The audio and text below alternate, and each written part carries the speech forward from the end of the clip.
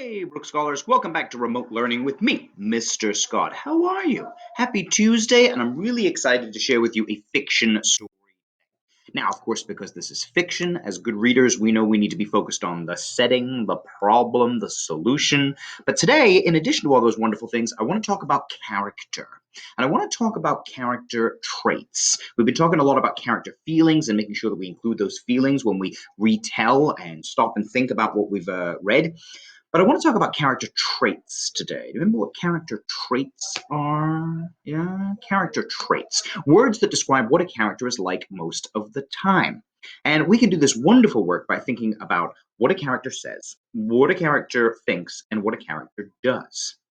So the title of today's piece is Luke's Paper Crane. Interesting. So as we're reading through, I want us to think about the main character. There's two really important characters in this story, and I want us to think about what kinds of characters are they. Let's jump in. Luke's paper crane. Luke sat down and opened his reading book. A folded paper crane fell out. Luke picked it up and held it in his hand. His Ochi-san, grandfather, had made it for him when he came to visit from Japan. Ochi-san had taken the paper wrapped around a pair of wooden chopsticks that he used to eat meals and folded it into a crane. He was always making things out of pieces of paper. Luke missed his grandfather. He held up his grandfather's gift. The crane had been flattened between the pages of his book, so Luke gently pulled to straighten its neck. As he folded down its wings, his friend Brian noticed. "Luke, what's that?" Brian asked. "It's something my grandfather made me," he said, showing it to Brian. Now all the kids in class wanted to see it too. "Luke, what do you have that's more interesting than reading?" his teacher, Mr. Cruz, asked. "Sorry," Luke said, putting his paper crane away. When Mr. Cruz returned to his desk, Luke took another peek at his paper crane. "Luke," Mr. Cruz said, "may I please have that? You may have it back after school." Luke could hardly wait for the school day to end. When it was finally open, he sped like a race car up to Mr. Cruz's desk. "Mr. Cruz, may I have my paper crane back?" "Of course, Luke," Mr. Cruz said, smiling. He opened his drawer and took out the paper crane. "I just hope next time you will pay more attention in class." "Yes, Mr. Cruz," Luke said. Then he gently flattened the paper crane and carefully tucked it between the pages of his book. "Did you make that crane, Luke?" his teacher asked. "It's very nice." "No, my grandfather made it for me," Luke said proudly. "It reminds me of him, so I like to keep it with me." "Ah, yes, Luke," Mr. Cruz said. "I understand. I also have one of those specially folded birds made by my grandfather. He could make all kinds of paper animals." "Did your grandfather grow up in Japan like mine, Mr. Cruz?" Luke asked. "Oh, no," he said, laughing. "My grandfather grew up in Spain a long time ago. The Spanish learned how to fold paper animals from the Chinese. In Spanish, we call a paper crane a mayerita. I believe that's the proper pronunciation. My grandfather, apologies if it's not. My grandfather folded paper airplanes, paper airplane. He folded paper animals his whole life. I always think of him when I make one myself." "He sounds just like my grandfather," Luke said, smiling and tucking his paper crane into his book. Next day, Luke opened his book in class. His paper crane was missing. Ooh! He looked under the table and in his desk. Luke was so upset he couldn't wait until he could look for it after class. When all the kids had gone out to recess, Luke stayed behind. "Luke, aren't you going outside?" Mr. Cruz asked.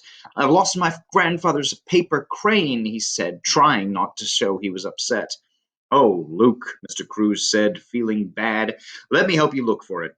Mr. Cruz and Luke looked all over the classroom but couldn't find it. "Would it help to make one yourself?" Mr. Cruz asked Luke. "No," he said, shaking his head. "I never learned how to make one from my grandfather." "Would you like to learn, Luke?" Mr. Cruz asked. "I can teach you." "Could you?" Luke asked excitedly. "I would really like to send one to my grandfather." "Of course, Luke." Mr. Cruz reached into his desk. He took out several pairs of wooden chopsticks wrapped in paper. Luke's eyes grew wide. He was so happy. "Thank you, Mr. Cruz," he said, smiling at his teacher. Hmm. Nice little story there. Okay, let's stop and think. It was a little bit confusing in the beginning of this story. There was a lot of information about Luke and the paper crane, sorry, and then the grandfather. But it took us a while to actually realize. I think it was down here when it said the whole class wanted to see it. The setting of this story takes place in a classroom, of course, Mr. Cruz's classroom, and it sounds like they are doing reading in this particular class. And while they're reading, Luke gets distracted. He takes out his beloved paper crane that his Japanese grandfather had made for him, and he likes to keep it in his book, possibly as a bookmark. Who knows?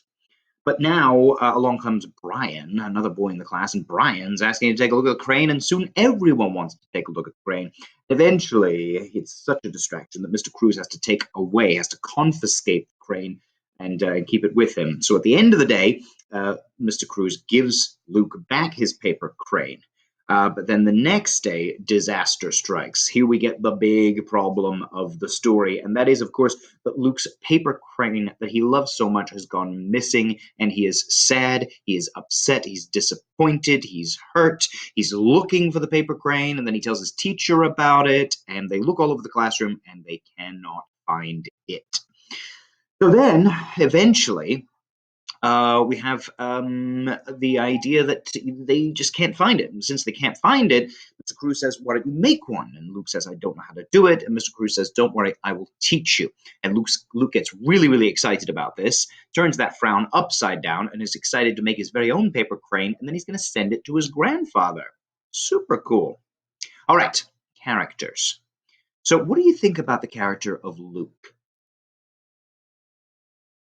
Do you think he's nice, kind, friendly, helpful?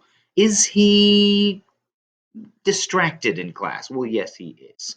Um, and of course he misplaces, he loses the paper crane, so that's also not a great look. But one of the things I think that is so important when it comes to the dialogue, the characters talking back and forth, is this idea that no matter what's happening, Luke is always very respectful to his teacher.